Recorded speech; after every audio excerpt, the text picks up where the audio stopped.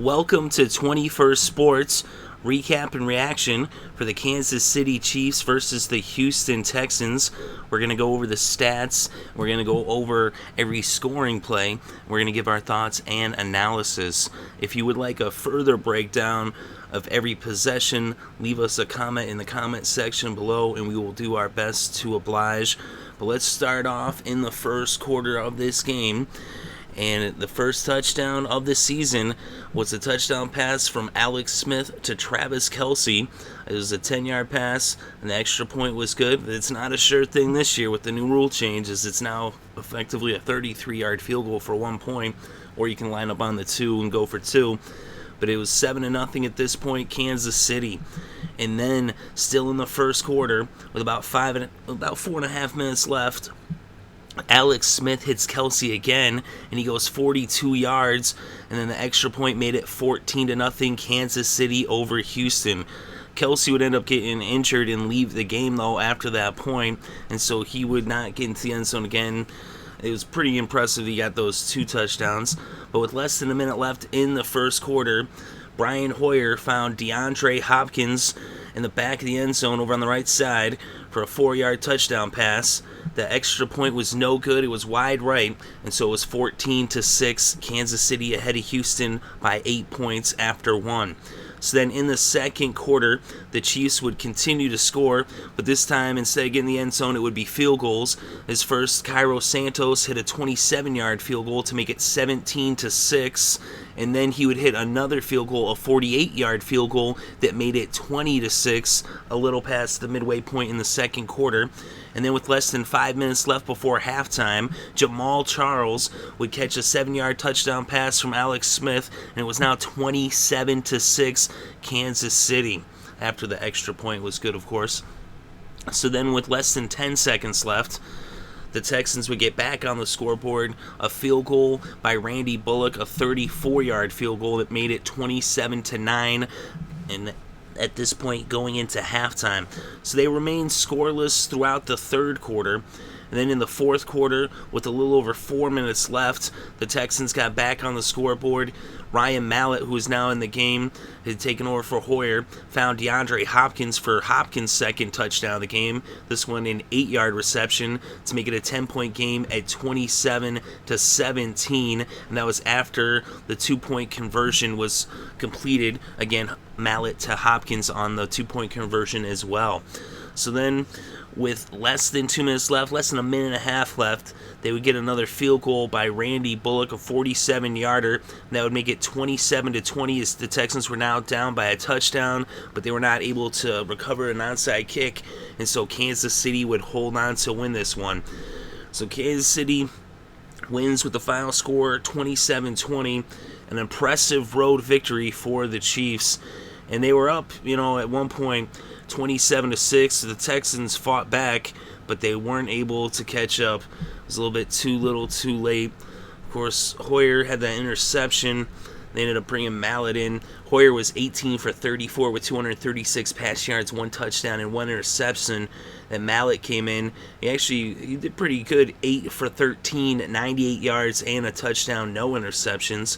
But over on the other side, Alex Smith looking very impressive in this game.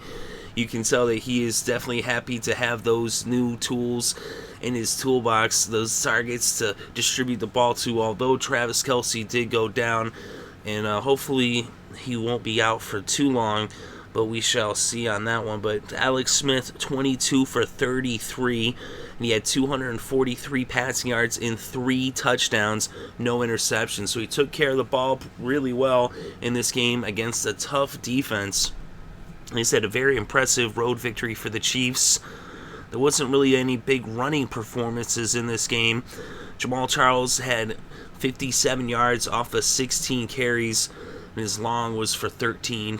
Alfred Blue on the other side for the Texans had 42 yards off of 9 carries. No one had a rushing touchdown in the game. Niall Davis over for Kansas City, their second leading rusher, which is 16 yards off 6 carries. And over on the Houston end, Grimes had 28 yards off 6 carries. Polk, another 22 yards off 5 carries. Smith actually had 15 yards on the ground off of 9 scrambles. Some of those are, quarterback sneaks. But Smith, he could use his feet. That's something a lot of times people forget. But the leading receiver was actually Travis Klece with 6 receptions for 106 yards and 2 touchdowns, just 1 yard more than Nate Washington, who was the leading receiver for the Texans, with 6 receptions for 105 yards. Of course, Klece left the game early, and he still managed to put up the top line in this game as a receiver, although he is a tight end, but you understand what I'm saying.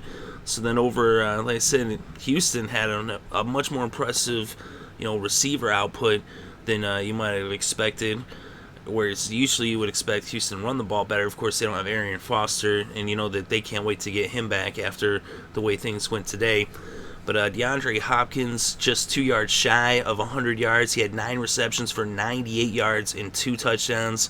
He looked very impressive. I said Nate Washington, he got some good looks there, some man-to-man, one-on-one, and, Hopkins was performing so well that opened up Washington, and he had those 6 receptions for 105, like I said. And even Cecil Shorts, the third, coming over from Jacksonville, he had 4 receptions and 57 yards for the Texans in the losing effort. And then for Kansas City, Macklin, not a huge performance, but he did contribute with 5 receptions and 52 yards. And Jamal Charles, to go along with his 57 rushing yards, had 46 receiving yards and 1 receiving touchdown off of 5 receptions to put him over 100 total yards on the day. So those were the top offensive performances. And we look at the defense. And over on defense, the top tackler in the game was Brian Cushing, who had 10 tackles in this game. And Derek Johnson led the Chiefs with 8 tackles in the game, 2 of which were for losses. So it was an interesting game.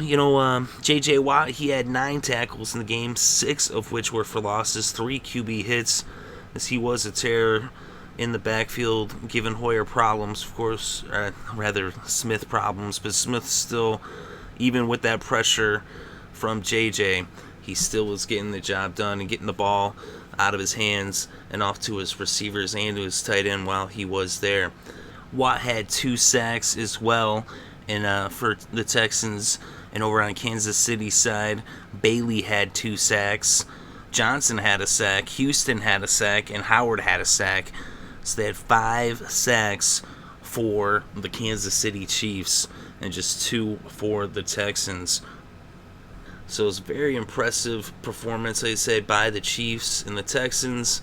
Their defense was struggling today. Like I said, they had some good individual performances, but their secondary was having problems, and even their linebacking core. They couldn't cover, Travis Klece, and then, at that point they fell down and got into a hole early, and so they were playing catch-up all game. Of course, once they started airing it out more, that's when they finally, were putting some points on the scoreboard. So it was a little bit too late, and they really, were missing Foster out there. Things should be better off, once he does return for the Texans. But in this game, the Chiefs end up stealing one on the road. I said Marcus Peters had an interception in the game as well. So, like I said, a big performance by Kansas City going on the road to beat the Texans. I thought the Texans would have won this game, but the Chiefs looking very strong, and they really do look like they are on their way towards going for that AFC West division title. Of course, this is just week 1, but if they perform like they did today, then it should be a really good season for the Chiefs. Of course, the big question mark is what is, the seriousness of Kelsey's injury and when will he be back. But that's how it breaks down. Let me know what you think in the comments section below. Definitely interested to read your thoughts and opinions about this game. Thank you very much for listening. It is greatly appreciated. I hope you're having a good day and have a great weekend and enjoy all the sports.